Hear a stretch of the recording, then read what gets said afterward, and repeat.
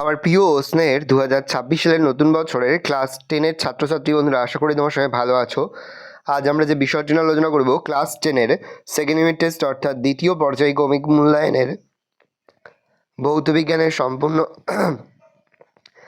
আমার প্রিয় স্নেহের দশম শ্রেণীর ছাত্রছাত্রী বন্ধুরা, আশা করি তোমার সবাই ভালো আছো।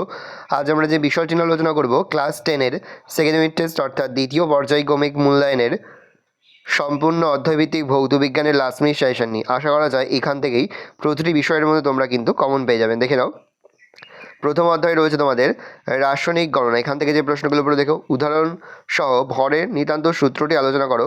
অ্যাভোগাড্রো সংখ্যা কাকে বলে, এর মান কত, মোলার আয়তন কি, গ্রাম আণবিক ভর কাকে বলে, উদাহরণ সহ লেখো। মোমবাতি দহনের ক্ষেত্রে ভরের নিতান্ত সূত্রটি কিভাবে রক্ষিত হয় ব্যাখ্যা করো। গ্যাসের আণবিক ভর ও বাষ্প ঘনত্বের মধ্যে সম্পর্ক প্রতিষ্ঠা করো। যদি 4.5 গ্রাম জলকে সোডিয়াম ধাতুর সঙ্গে বিক্রিয়া করানো হয় তবে এসটিপিতে কত আয়তনে এইচ গ্যাস উৎপন্ন হবে। তাপের ঘটনার সময়, পরের অধ্যায়। কঠিনের আয়তন প্রসারণ গুণাঙ্কের সংজ্ঞা দাও, এর গাণিতিক রূপটি লেখো। দৈনন্দিন জীবনে অভিজ্ঞতা থেকে কঠিন তরল গ্যাসীয় পদার্থের তাপীয় প্রসারণ এর একটি করে উদাহরণ দাও।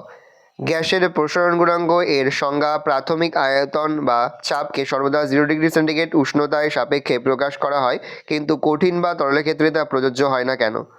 তাপীয় রোধের সংজ্ঞা দাও। কঠিনের দৈর্ঘ্য প্রসারণ গুণাঙ্ক, ক্ষেত্র প্রসারণ গুণাঙ্ক ও আয়তন প্রসারণ গুণাঙ্কের মধ্যে সম্পর্ক কী। তাপ প্রবাহ মাত্রা এবং তড়িৎ প্রবাহ মাত্রার তিনটি গাণিতিক রূপ তুলনা করে তাপীয় রোধের রাশিমালাটি নির্ণয় করো।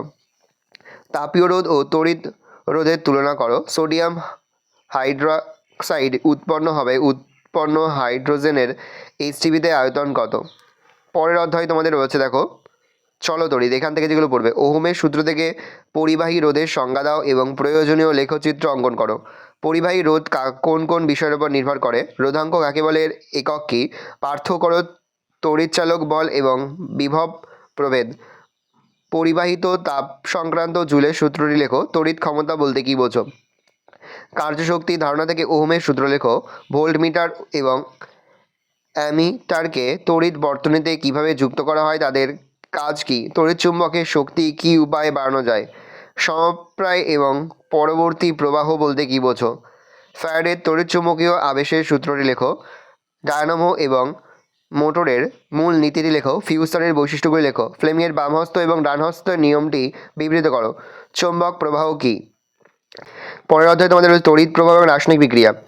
তড়িৎ বিশ্লেষণের মাধ্যমে অ্যালুমিনিয়াম ধাতুর নিষ্কাশনের ক্ষেত্রে এক ব্যবহৃত তড়িৎ বিশ্লেষ্য অ্যানোড এবং ক্যাথোড হিসেবে ব্যবহৃত উপাদানগুলির নাম লেখো। নেক্সট, কপারের তড়িৎ বিশোধনের ক্ষেত্রে নিচের বিষয়টি উল্লেখ করো। ব্যবহৃত তড়িৎদ্বার ও তড়িৎ বিশ্লেষ্য তড়িৎদ্বারের সংঘটিত রাসায়নিক বিক্রিয়া। সোনার প্রলেপ দেওয়ার সময় ক্যাথোডে কী বিক্রিয়া ঘটে। নিচের কোনটি বা কোনগুলি তড়িৎ বিশ্লেষ্য। কেরোসিন, সাধারণ লবণের জলীয় দ্রবণ, গলিত কস্টিক, পটাশ, গ্রাফাইট।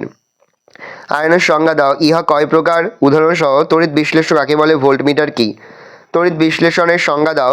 লোহার চামচের উপর নিকেলের তড়িৎ লেপন দিতে ক্যাথোড এবং অ্যানোড হিসেবে কী কী ব্যবহার করবে। তড়িৎ বিশ্লেষণের জন্য বিশুদ্ধ জলের পরিবর্তে আম্লিক জল ব্যবহার করা হয় কেন। দুটি শ্রেণীর তড়িৎ বিশ্লেষ্যের উল্লেখ করো, এদের মধ্যে পার্থক্য করা যায় কিভাবে। অ্যানোড মড কি, এর গুরুত্ব লেখো। একটি অবিশুদ্ধ কপার দণ্ড থেকে তড়িৎ বিশ্লেষণ পদ্ধতিতে বিশুদ্ধ কপার প্রস্তুতি ক্যাথোড, অ্যানোড ও তড়িৎ বিশ্লেষণরূপে কী ব্যবহৃত হয়। প্ল্যাটিনাম তড়িৎদ্বারের সাহায্যে আম্লীয় জলের তড়িৎ বিশ্লেষণের সময় ক্যাথোড ও অ্যানোডে কী কী বিক্রিয়া ঘটে। উত্তরগুলো, আজ আমরা যে প্রশ্নোত্তরগুলি আলোচনা করলাম, প্রতিটি প্রশ্নোত্তরই কিন্তু এবছরের জন্য ভীষণ গুরুত্বপূর্ণ, সেহেতু প্রতিটি প্রশ্নোত্তরই খুব ভালো করে তোমাদের খাতায় লিখে তোমরা কিন্তু মুখস্থ করে ফেলবে।